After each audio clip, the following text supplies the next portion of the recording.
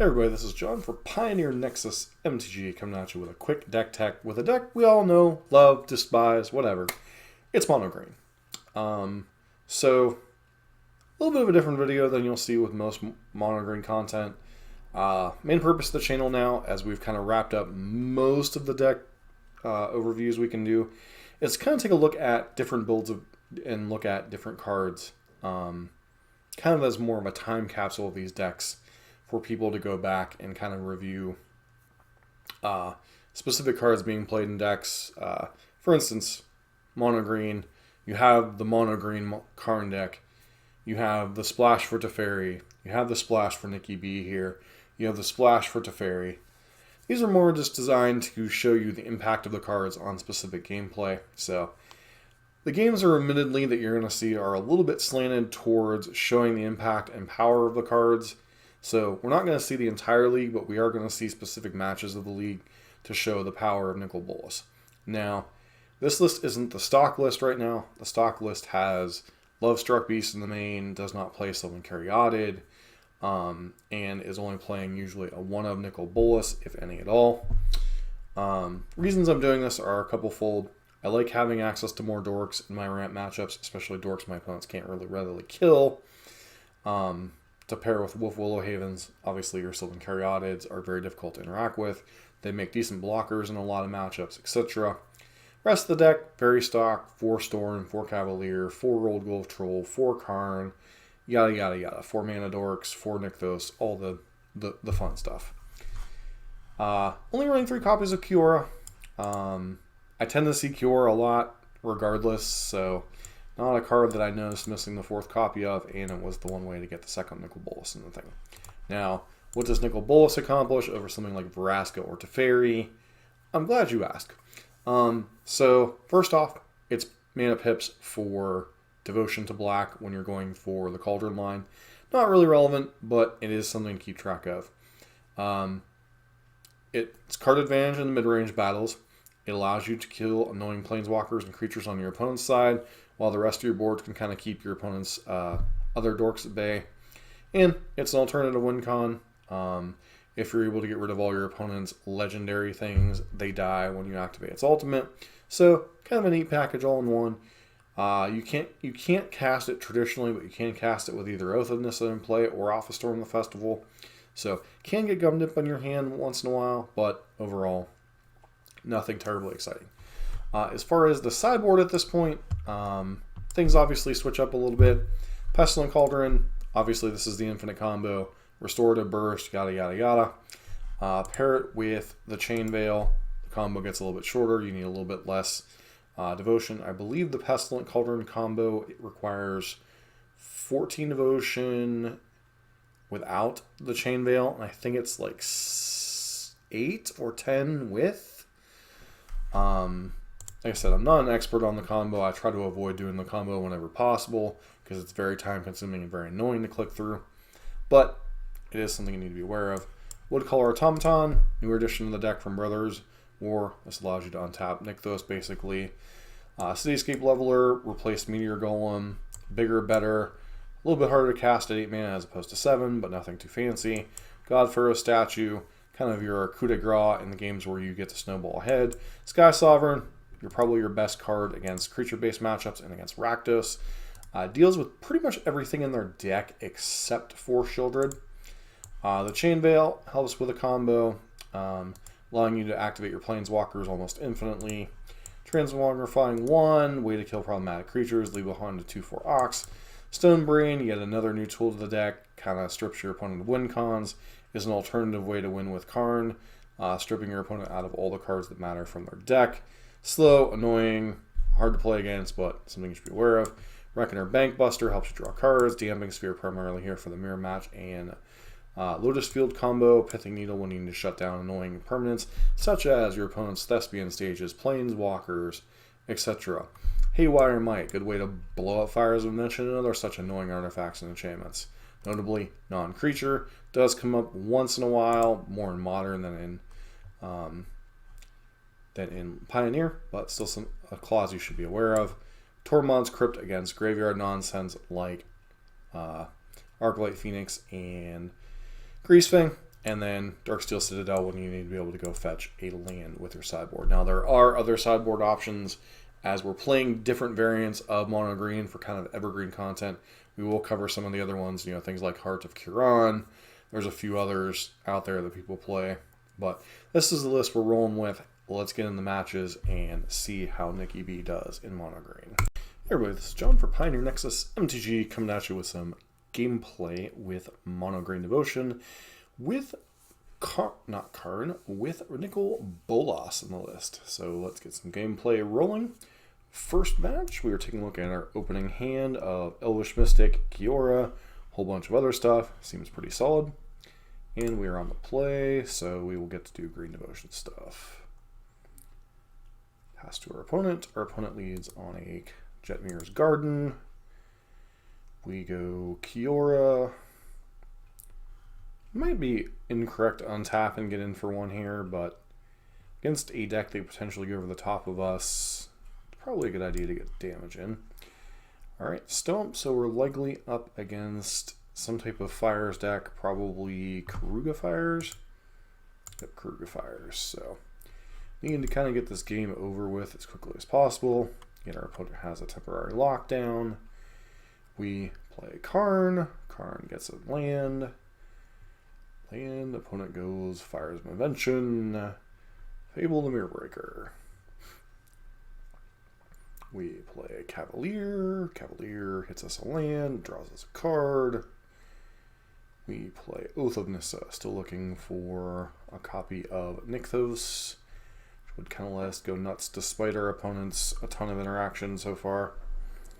Opponent plays a Lotus. They did kind of screw up here with the Omnath. They could have gotten some life. We play Knick-Knack, Paddywhack, find a Nykthos, yeah. We could have swung in there. Our opponent had a Boseiju and passes. Possible we were supposed to play Bolas there, tick down, use Cavalier to protect our thing. Opponent puts that in their hand. They put Keruga in their hand. Now they kind of screwed up here. I do want to talk about this for a point. My opponent could have activated Kenrith, copied that, got in for 2, 4, 8, 10, 14. While it's not lethal, I do think you have to threaten our life total a little bit in these kind of situations. I guess they didn't want to lose anything, but we go ahead and play out Old Growth Troll, draw a card, Lair of the Hydra, and we concede because we didn't draw Nykthos or anything. 1, 2, 3, 4, 5, 6, 7, or 1, 2, 3, 4, 5, 6, 7, 8. So we were 2 short of flashing Backstorm the Festival, and our opponent did just kind of overpower us here. Alright, back for game number 2. On the play again. See if we can not get blown out by our opponent's temporary lockdowns. And has 1 drop into 3 drop. Has an Oath of Nissa to help us find our things. Probably put back Storm or Oath here. We put back Storm. It's kind of the hardest thing to cast in our hand. Opponent leads on Jetmir's again. We play that. We play Old Growth Troll, pass. One has a Stomp for our guy. We play Oath, find Cavalier. Next turn we get to play Cavalier into, and our opponent missed a land drop. Cavalier finds a forest, swings in for 4. And our opponent concedes because they're stuck on 2 lands and mono green doing mono green. One of the nice things about mono green, obviously, you don't tend to do a lot of sideboarding. Some situations, like against like mono blue spirits and stuff, you can bring in a couple of the cards you might sideboard in with your Karn, simply because you don't have the time to leverage them, or against a deck like mono white.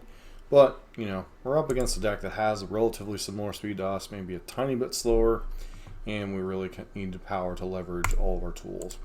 Sideboard, or game 3 here, we have an opener that's a bit of a risk.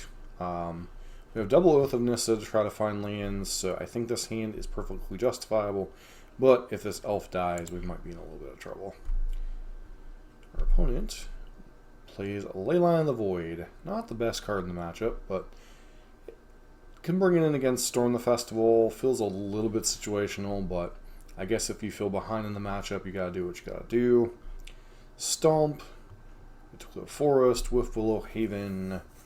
Go. Next turn we get to play Oath. Opponent does a thing for whatever reason. We find the Forest. Play the Forest. Play Old Growth Troll.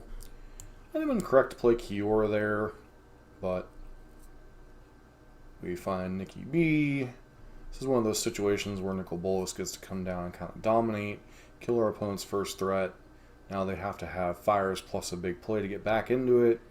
They only have Fable. And do they have a land? They do not. So we activate that. They pitch a Kenrith. We just continue to overload our opponent with mono green things. Kiora, untapping, playing Karn, Karn doing Karn things. Hold back our Old Growth Troll for a turn to protect our Planeswalkers, because our opponent has to have removal spell plus the nuts. And they just go ahead and stomp and then concede because, well, they're still facing down Old Growth Troll, Kiora, Karn.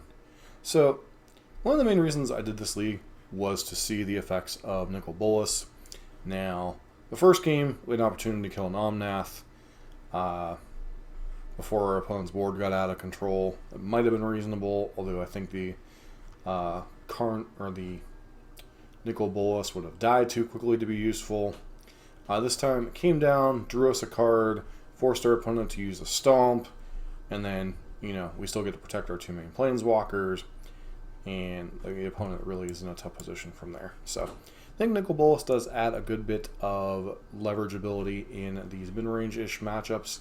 And, you know, there are quite a few Fires decks in the format now between Keruga Fires and Enigmatic Fires and the old school, like Jeskai, Agent of Treachery version. So it is nice to kind of have a card to leverage in those situations besides just Karn being the breaker in those situations. All right, we're back for the second match in this set of games.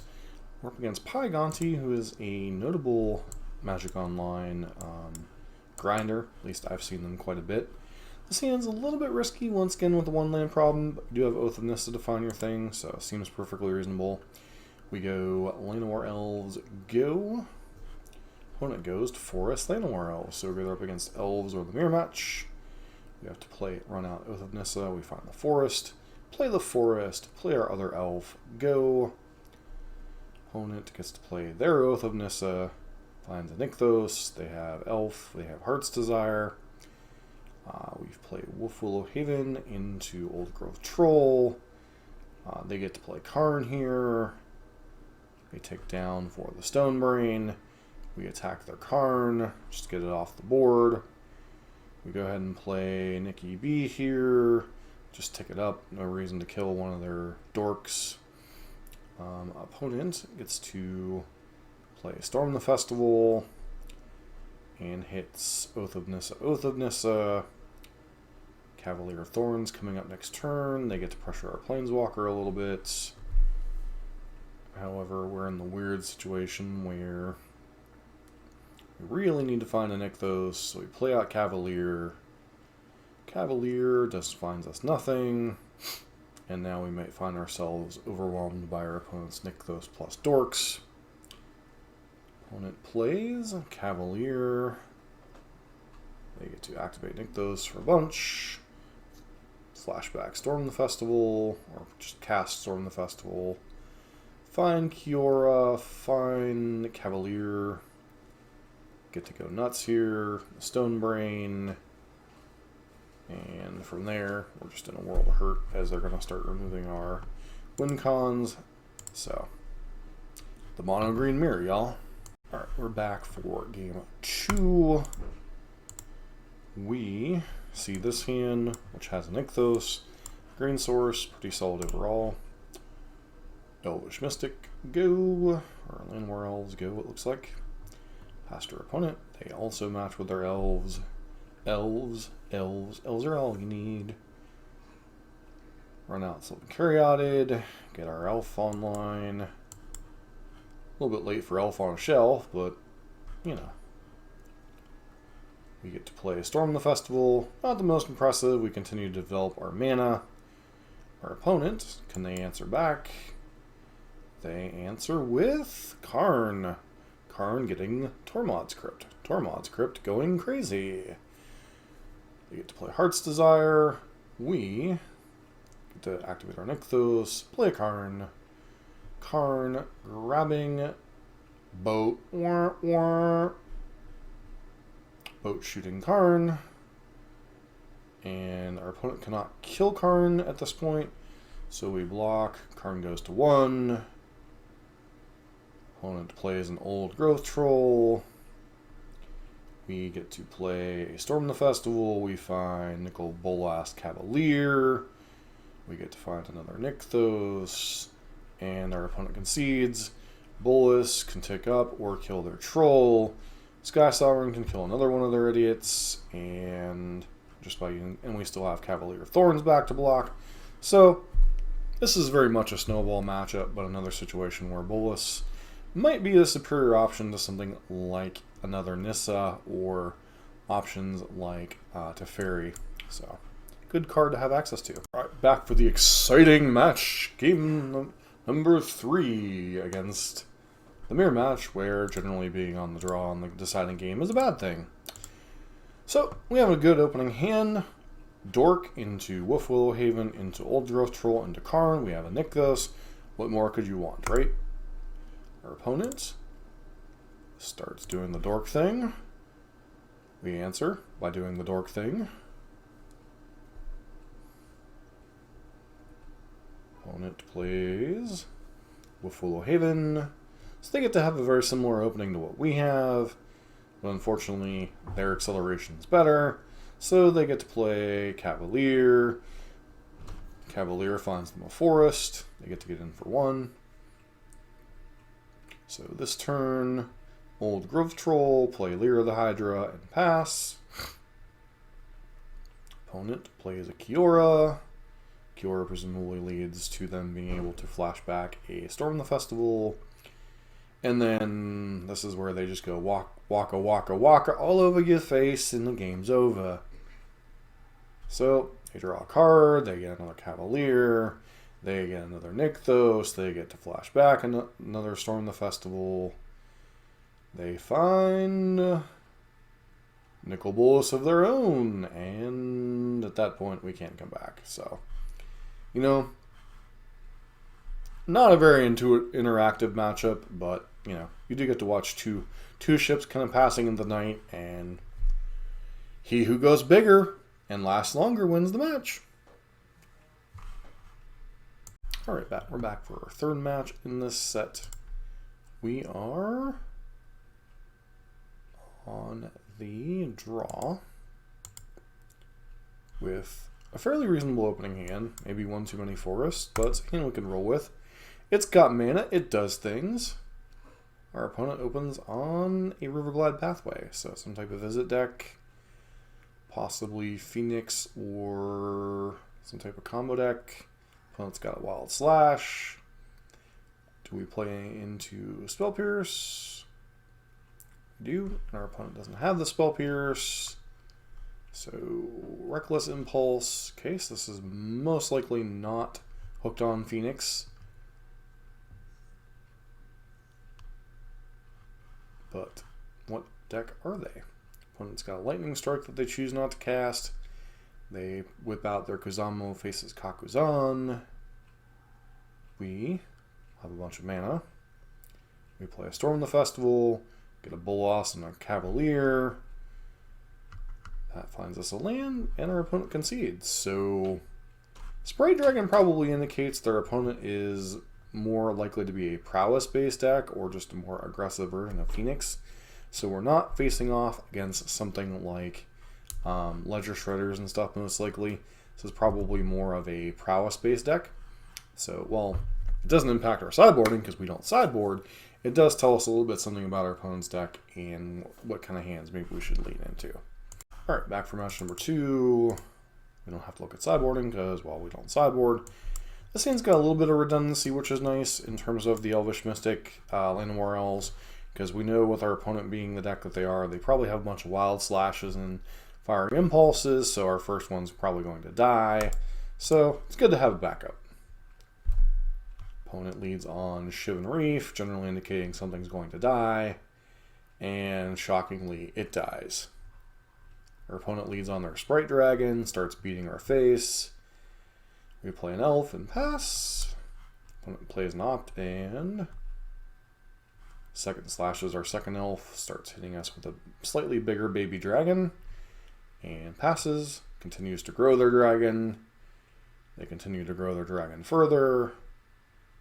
Now we really need an Oath of Nissa to be able to cast our Nicol Bolas, or we're probably not going to win this game, unfortunately.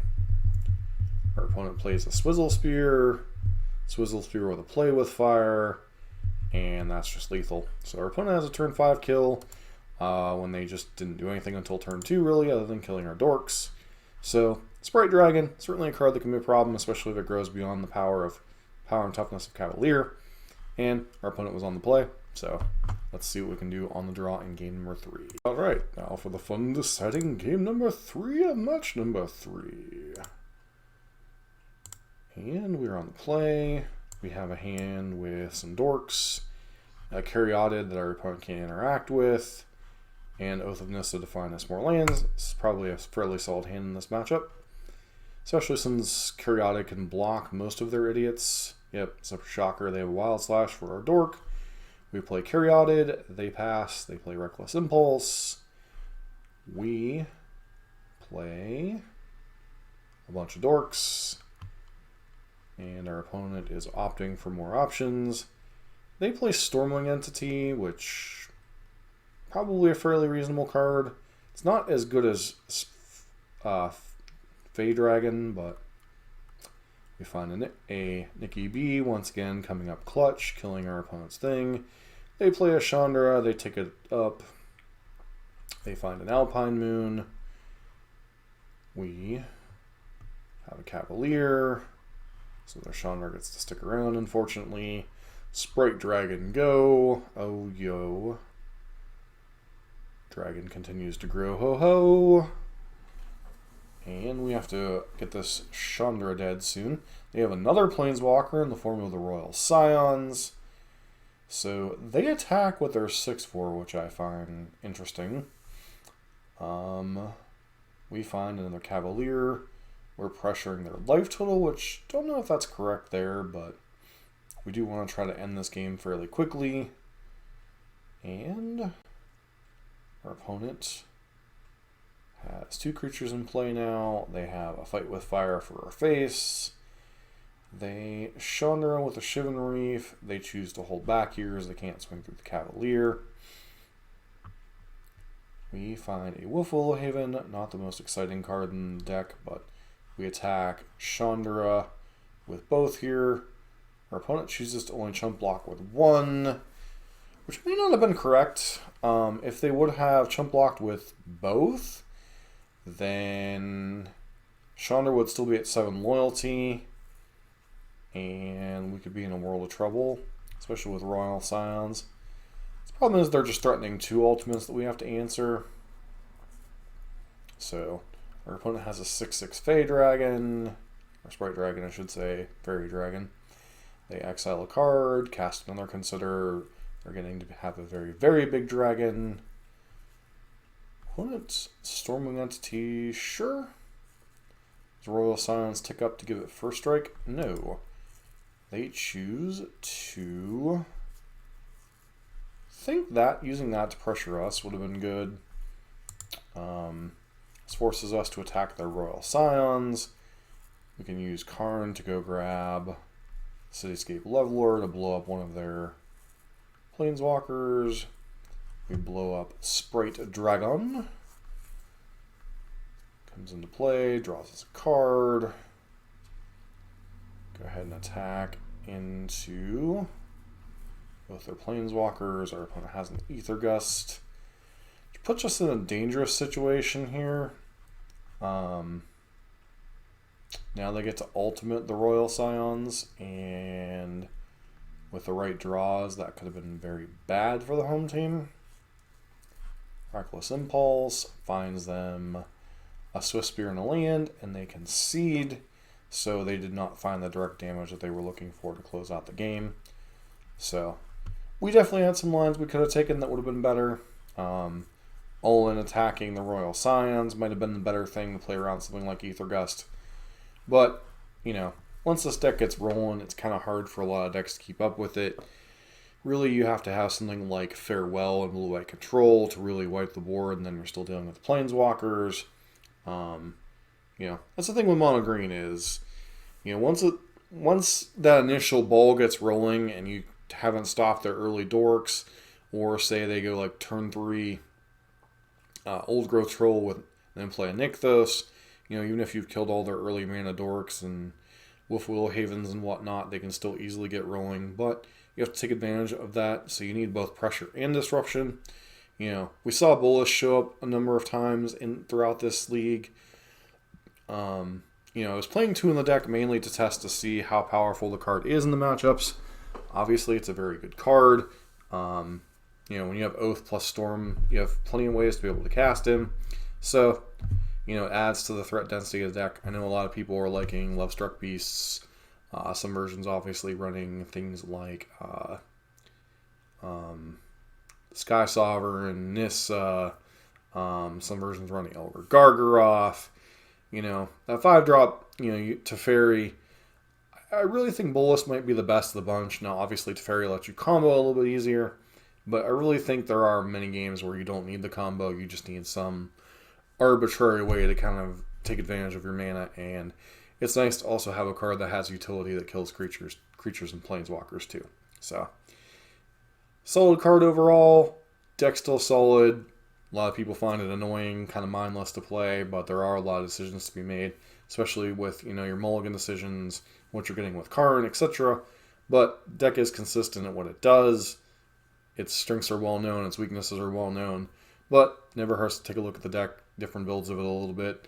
Obviously, I'm not kind of your conventional mono green player, hence why I would have things like Sylvan Caryatid and Nicol Bolas in the list, or 2 of them Nicol Bolas, but you know, it's fun to take a look at the deck every now and again. Not a deck I would want to play every tournament, every week, because it would get a little bit repetitive, but it's a solid deck, and really, obviously, tier 1 deck that you should be aware of, whatever variant of mono green you're playing with or against.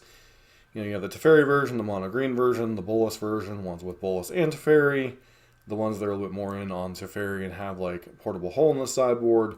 You know, the deck really hasn't changed a whole lot in the past couple of months. Obviously, more sideboard cards, you know, Cityscape Leveler, Portal to Phyrexia, etc. So you have more wish targets, but the general strategy of the deck has remained the same. And, you know, the format has kind of found this equilibrium when there's like 4 or 5 decks competing at the top, and it's not just Rakdos and Mono Green anymore. And, you know, some decks like Elves and stuff have gotten some new tools in All Will Be One. So, remains to be seen how the format will shake out. Don't forget to like, comment, subscribe, and hope to see you for next week's video.